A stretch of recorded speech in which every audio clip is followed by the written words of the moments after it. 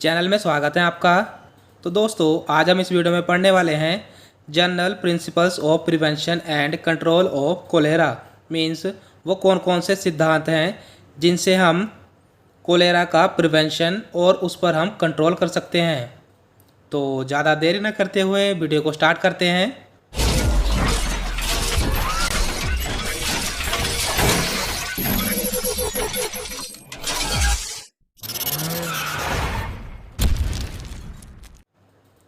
तो सबसे पहले हम देख लेते हैं कोलेरा मीन्स हैजा क्या होता है। तो कोलेरा की डेफिनेशन है, cholera is an infection of small intestine by some strains of bacteria Vibrio cholerae. Means जो कोलेरा है, जो हैजा है, वो एक ऐसा इन्फेक्शन है जो कहाँ पे होता है, वो होता है हमारी इंटेस्टाइन में। और इंटेस्टाइन भी हमारी दो टाइप की होती हैं, स्मॉल और लार्ज। तो जो कोलेरा है वो हमारी स्मॉल इंटेस्टाइन को अफेक्ट करता है। और स्मॉल इंटेस्टाइन में कोलेरा होता है हमारा बैक्टीरिया के स्ट्रेन से। जो स्ट्रेन होता है एक ग्रुप होता है ऑर्गेनिज्म का। तो यहाँ पे ऑर्गेनिज्म कौन सा है, बैक्टीरिया। तो बैक्टीरिया का ग्रुप होता है जिसके कारण कोलेरा हो जाता है। वो बैक्टीरिया है हमारा यहाँ पे वाइब्रियो कोलेराई। तो इसके कारण हमारा कोलेरा हो जाता है, हैजा हो जाता है। पेपर में 1 मार्क्स का क्वेश्चन आ सकता है कि कोलेरा किस बैक्टीरिया के द्वारा होता है। तो वहाँ पे आंसर करना है आपने वाइब्रियो कोलेराई। नेक्स्ट पॉइंट है इसमें, सिम्टम्स में range from none to mild to severe. Means जो कोलेरा के सिम्टम्स हैं वो हमारे रेंज करते हैं। या तो जो कोलेरा के जो सिम्टम्स हैं वो बिल्कुल भी दिखाई नहीं देते, या कुछ एक दिखाई देते हैं, या तभी दिखाई देते हैं जब कोलेरा किसी को हो जाता है। नेक्स्ट पॉइंट है इसमें, in severe conditions it becomes rapidly fatal. Means अगर किसी को कोलेरा हो जाता है और उसकी कंडीशन सीवियर हो जाती है तो उस व्यक्ति के लिए वो घातक सिद्ध हो सकता है। नेक्स्ट पॉइंट है इसमें, सिम्टम्स स्टार्ट 2 और 5 डेज आफ्टर एक्सपोजर। मीन्स अगर किसी के अंदर किसी व्यक्ति के अंदर अगर ये बैक्टीरिया कोलेरा का चला जाता है तो उसमें सिम्टम्स दिखाई देने लगते हैं उस स्ट्रेन के 2 घंटे के अंदर। उस किसी व्यक्ति के अंदर जब वो चला जाता है तो उसके 2 घंटे से लेकर 5 दिन के बीच बीच में कोलेरा के सिम्टम्स दिखाई देने लगते हैं। नेक्स्ट हम पढ़ लेते हैं principles of prevention and control of cholera. तो इसमें प्रिवेंशन और कंट्रोल करने के कुछ प्रिंसिपल हैं, जैसे कि फर्स्ट है स्टेरिलाइजेशन, सेकंड है sewage and faecal sludge management, third है सोर्सेज, फोर्थ है वाटर प्यूरिफिकेशन, फिफ्थ है हैंड वॉशिंग, सिक्स्थ है वैक्सीनेशन, सेवन्थ है सारी फिल्ट्रेशन। तो सबसे पहले हम स्टेरिलाइजेशन को देख लेते हैं। स्टेरिलाइजेशन में है, proper disposal and treatment of all material that may have come into contact with cholera victims, faeces, example clothing, bedding etcetera are essential. Means हमें प्रॉपर डिस्पोजल करना है, ट्रीटमेंट करना है किसी भी मटेरियल का। वो मटेरियल वो होगा जो किसी व्यक्ति को अगर कोलेरा हो रखा है उसकी अगर फीसेस के कांटेक्ट में आता है तो उन सभी का प्रॉपर डिस्पोजल करना है, उनको फेंकना है। ट्रीटमेंट करना है मीन्स उसको साफ़ करना है, स्टेराइल करना है। और वो कैसे, वो कौन कौन सी चीज़ें हो सकती हैं, जैसे कोलेरा पेशेंट की क्लॉथ और उसका जो बेड है उसको प्रॉपर क्लीन करना है। उसकी जो भी टच में चीज़ें आई हैं उसको, उसका ट्रीटमेंट अच्छे से करना है। और अगर कोई डिस्पोजल करने वाली है मीन्स कोई फेंकने वाली चीज़ है तो उसको फेंक देना है। तो इन चीज़ों का ध्यान रखना है। नेक्स्ट पॉइंट है इसमें, this should be sanitised bye washing into hot water using chlorine bleach if possible. Means कोई भी क्लॉथ किसी कोलेरा पेशेंट की, उसको हमें सैनिटाइज करना है, उसको रोगाणु मुक्त करना है। और वो कैसे कर सकते हैं हम, वो करना है या तो उसकी जो क्लॉथ है उसको गर्म पानी में वॉश करके या क्लोरीन वाटर का यूज़ करके हम उसे सैनिटाइज कर सकते हैं। नेक्स्ट पॉइंट है इसमें, hands that touch cholera patient or their clothing, bedding, etc. should be thoroughly cleaned and disinfected with chlorinated water or other effective antimicrobial agent. Means किसी के भी हाथ जो कि कोलेरा पेशेंट के किसी भी कपड़े को अगर टच कर लेते हैं तो उसको सबसे पहले सैनिटाइज़ करना है, और जो उसके हाथ और जो उसके क्लॉथ हैं, उसकी बेडशीट वगैरह है, उसका जो बेड है, उसको प्रॉपर क्लीन आउट करना है, सैनिटाइज़ करना है, डिसइंफेक्ट करना है। और वो कैसे कर सकते हैं हम? क्लोरीनेटेड वाटर का यूज़ करके या कोई भी ऐसा एंटी माइक्रोबियल एजेंट का यूज़ करेंगे जो कि सैनिटाइज़ करने में हेल्प करे। तो इन चीज़ों से हम स्टेराइल कर सकते हैं। मीन्स जो अगर कोलेरा का जो बैक्टीरिया है उसको किल कर सकते हैं। कैसे करना है? उसकी जो क्लॉथ है, बेड है, उन सभी को साफ करके सैनिटाइज़ करके।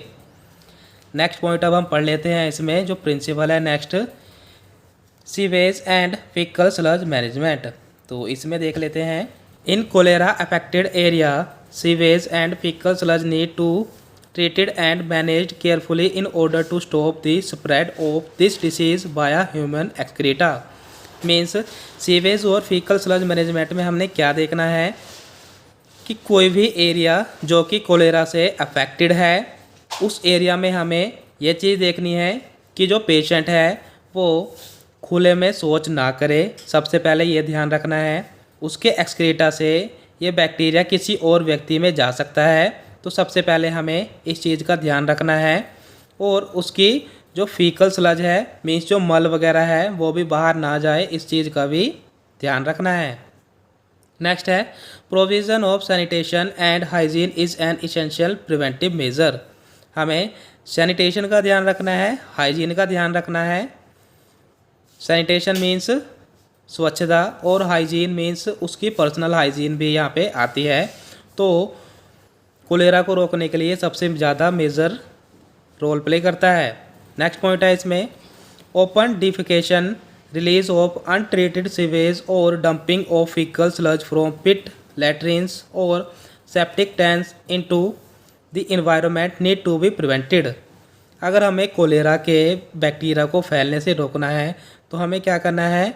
सबसे पहले तो जो ओपन में डिफिकेशन करते हैं, मीन्स ओपन में शौच करते हैं, लैट्रिन वगैरह करते हैं, तो उसको रोकना है, खुले में शौच करने से रोकना है। और जैसे कि घरों से लैट्रिन्स के टैंक भर के जाते हैं और वो खुले एनवायरनमेंट में बाहर गिरा देते हैं, तो उसको भी हमें रोकना है। और किसी की पाइप वगैरह या लैट्रिन के जो खड्डे होते हैं वो लीक होते हैं, तो उनका भी ख़ास तौर पर ध्यान रखना है। इन चीज़ों का ध्यान रख के हम कोलेरा के बैक्टीरिया को फैलने से बचा सकते हैं। अब हम नेक्स्ट प्रिंसिपल को देख लेते हैं। नेक्स्ट प्रिंसिपल है हमारा sources. Warnings about possible cholera contamination should be posted around contaminated water sources with direction on how to decontaminate the water, boiling, chlorinated etcetera for use. Means हैजा को रोकने के लिए, मीन्स कोलेरा को रोकने के लिए हमें पोस्टर वगैरह लगाने चाहिए। और वो पोस्टर कहाँ पे लगाने हैं? जहाँ पे अगर कोई वाटर है वो कंटामिनेटेड हो रखा है, जो दूषित हो रखा है, और उसको जो ह्यूमन है, जो आस पड़ोस के वहाँ के लोग हैं, वो उसको पी रहे हैं, तो पीने के लिए उस पानी को क्या करना चाहिए? उसको पहले डीकंटामिनेट करना चाहिए। डीकंटामिनेट का मतलब है कि जो दूषित हो रहा है उस दूषित जल को हमें सबसे पहले साफ़ करना चाहिए।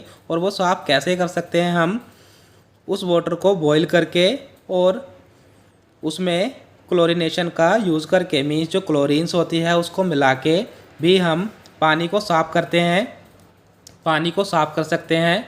और ये कहाँ पे देखा जाता है? सबसे पहले वहाँ पे देखा जाता है जैसे कोई स्विमिंग पूल होता है, वहाँ पे नहाने के लिए लोग एक साथ इकट्ठा होते हैं, तो वहाँ पे क्लोरीनेशन का यूज़ किया जाता है। बिकॉज हमें नहीं पता किस व्यक्ति को वहाँ पे कोलेरा हो रखा है। अगर वो व्यक्ति भी वहाँ पे आ जाता है, तो अगर वहाँ पे क्लोरीनेशन का यूज़ नहीं हुआ है तो दूसरे लोगों को भी वहाँ पे कोलेरा होने के चांसेस बढ़ जाते हैं। तो हमें वहाँ पे पोस्टर लगाने चाहिए। अगर पानी पीने वाला है तो उसके लिए भी हमें बॉईल करके उस वाटर को पीना चाहिए। बिकॉज़ गांव में ये बहुत सारी कंडीशंस होती हैं, बहुत सारी चीज़ें होती हैं जहाँ पे लोगों को नहीं पता होता है, उनको भी जागरूक करना चाहिए। नेक्स्ट पॉइंट है हमारा water purification. All water used for drinking, washing and cooking should be sterilized by either boiling, chlorination, ozone water treatment, UV light sterilization or antimicrobial filtration in any of area where cholera may be present। Means अगर कहीं पे cholera present है वहाँ पे हमें जो water है हम जिसे ड्रिंकिंग के लिए यूज़ कर रहे हैं, वॉशिंग के लिए यूज़ कर रहे हैं या कुकिंग के लिए यूज़ कर रहे हैं, सबसे पहले हमें उसे स्टेराइल करना चाहिए। स्टेराइल का मतलब होता है कि हमें उसे रोगाणु मुक्त करना चाहिए। और रोगाणु मुक्त हम कैसे कर सकते हैं?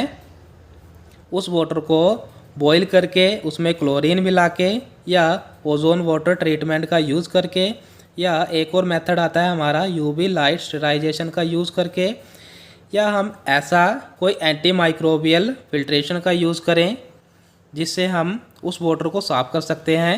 तो ये बहुत सारे मेथड हैं जिससे हम वाटर को प्यूरिफाई कर सकते हैं और उस वाटर को हम फिर ड्रिंकिंग के लिए, पीने के लिए, वॉशिंग के लिए और कुकिंग के लिए यूज़ कर सकते हैं। नेक्स्ट आता है हमारा हैंड वॉशिंग।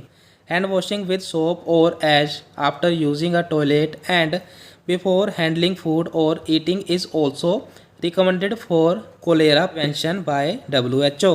मीन्स WHO के अकॉर्डिंग हमें खाना खाने से पहले हाथ साबुन से धोने चाहिए या ऐश से मीन्स राख से धोने चाहिए। और हमें हैंड वॉश तब भी करना चाहिए या तो हम फूड को बनाने जा रहे हों या खाने जा रहे हों। और टॉयलेट करने के बाद भी हमें साबुन से हाथ धोने चाहिए। इससे भी हम कोलेरा होने से बचा सकते हैं। और ये किसने कहा है? WHO ने। नेक्स्ट आता है हमारा vaccination. Used vaccination method for prevent cholera. Cholera को रोकने के लिए वैक्सीनेशन का यूज़ कर सकते हैं। A number of safe and effective oral vaccines are available for cholera. बहुत सारी सेफ और इफ़ेक्टिव मीन्स जिनके असर हैं ओरल वैक्सीन्स अवेलेबल हैं कोलेरा के लिए। The WHO has 3 pre qualified oral cholera vaccines. WHO के अकॉर्डिंग 3 ओरल कोलेरा वैक्सीन्स हैं, जैसे कि डुकोरल, सेंकोल और यूविकोल। ये 3 क्वालिफाइड ओरल वैक्सीन्स हैं कोलेरा के लिए। नेक्स्ट आता है हमारा sari filtration means sari filtration. It is used in poor villages. जो साड़ी फिल्ट्रेशन है ये गरीब गांव में यूज़ किया जाता है। Developed for used in Bangladesh. That sari filtration is a simple and cost effective technology method for reducing the contamination of drinking water। जो साड़ी फिल्ट्रेशन मेथड है ये बांग्लादेश के लिए बनाया गया था ताकि वहाँ के जो लोग हैं साड़ी फिल्ट्रेशन का यूज़ करके जो वाटर है उसको पीने योग्य बना सकें। तो वहाँ पे ये मेथड, ये टेक्नोलॉजी यूज़ की जाती है। तो ये था general method for prevention and control of cholera. तो ऐसे करके हम कोलेरा को प्रिवेंट कर सकते हैं, उस पर कंट्रोल कर सकते हैं। तो आज के लिए बस इतना ही। आशा करता हूँ कि आपको वीडियो अच्छी लगी होगी। अगर आपको वीडियो अच्छी लगी है तो लाइक और कमेंट करके ज़रूर बताना। और आपसे एक छोटी सी रिक्वेस्ट है, अगर आप हमारे चैनल पर नए हैं तो चैनल को सब्सक्राइब कर दीजिए, जिससे कि आपको हमारी वीडियोज़ मिलती रहे। Thank you for watching.